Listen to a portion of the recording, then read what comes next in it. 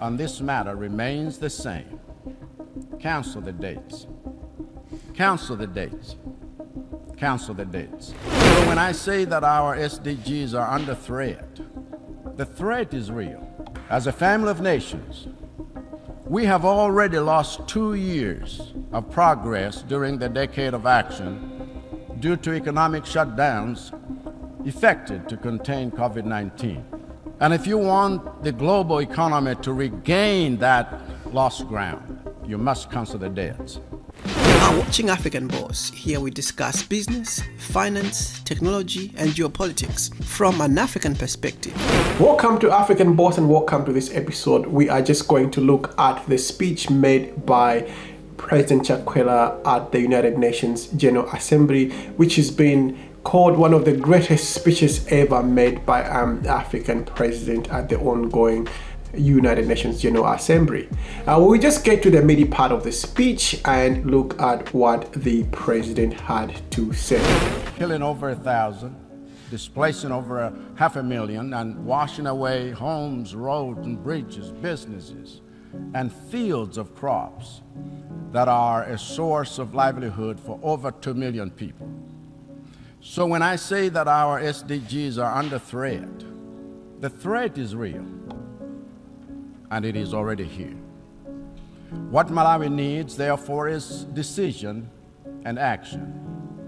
We need decision and action on the climate financing that has thus far been nothing more than a promissory note from the developed countries responsible for sourcing or resourcing our efforts for mitigation, adaptation, and most urgently, loss and damage.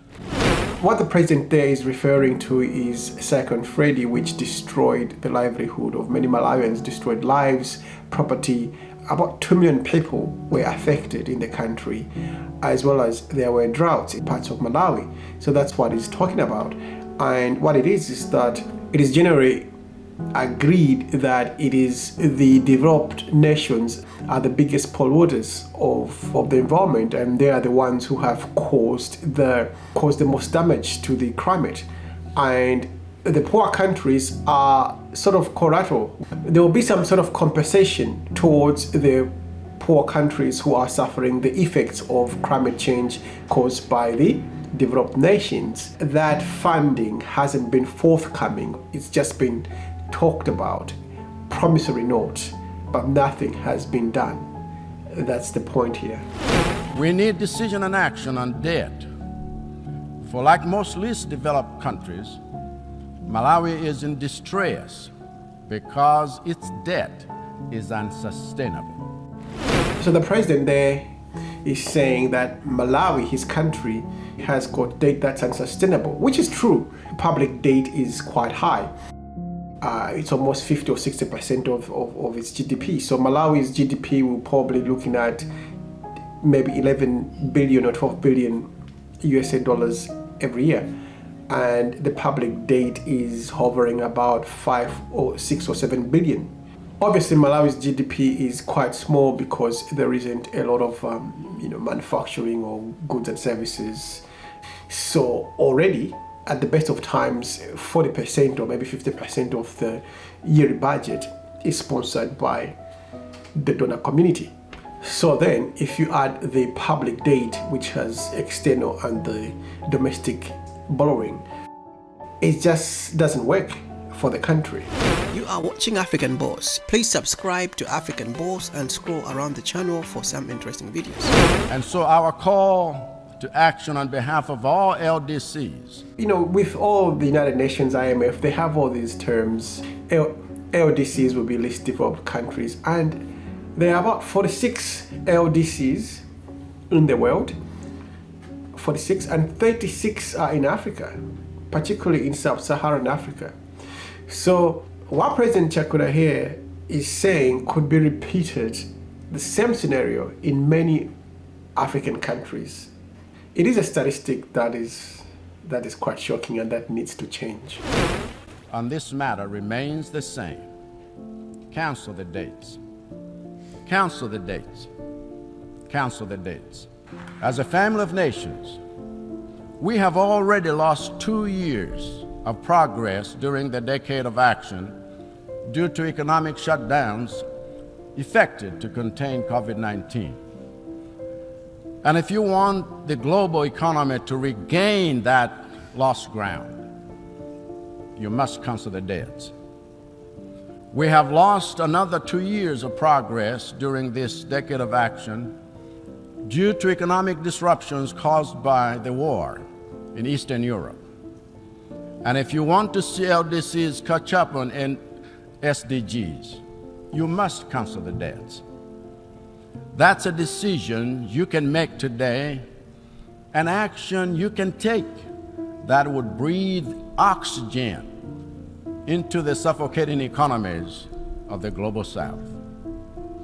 That's a decision you can make today so that the money being drained by servicing debts can go towards rebuilding roads, schools, hospitals, businesses, and livelihoods. Cancel the date, cancel the date. So President Chakwera obviously is speaking to the developed nations to forgive the dates of the struggling nations or the LDCs, because, as I said, the debt is unsustainable. Malawi is not the only country that's struggling with debt. I was looking at the latest IMF, like the most indebted African country, and we know that that's Ghana. Their public debt is around 40 billion, and they actually had a $3 billion extended credit facility. Basically, Ghana is broke. They don't have money, like many other African countries, because of these dates. So it's not only countries like Malawi, but also better countries economically like Ghana that are in this situation. The inflation in Ghana was hovering about 40% at some stage. Now it's about 35%, if I'm not mistaken. So you wonder then what happens in our countries. How do we get to this point where we have so much debt that we cannot service it? Do we have things to show for the dates? I mean, these dates are going to be paid by our kids, our children, the young ones. They had nothing to do with these dates. We are the ones who borrowed the dates, but they will have to pay them back. So we are just raising kids who are already in debt. What for? No one knows. To be fair, in Malawi, for instance, where President Chakwera comes from, he's only been in power for 2-3 years. There are other presidents and governments before him. Remember that in Africa, or the LDCs were given a program by the IMF, the World Bank, in, mid-90s, 1995-96, where they started the HIPC program, highly indebted poor countries, or HIPC. So you had a clean slate to start. In the early 2000s, many countries, their debts were written off, and they basically started with a clean slate. And if you remember, that's when China also came into Africa around the same time. So there was a lot of money circulating around with governments. There was so much construction going on. With China, there were roads, parliaments, and these stadiums and everything. But then we've come back to the same state as we were. So who is to blame? The Western countries, or the people who we put in power? What happens is, when we are forgiven these dates, a few years later, we're in the exact same boat. In 10-15 years time, we'll be standing on the same podium and asking the Western people to forgive us the dates. The IMF, the World Bank, the European Union. I don't know what it is, but I've also been guilty of it, but we have seen speeches by presidents in Africa. Every time they say something, it's like, well, this president is the greatest president ever.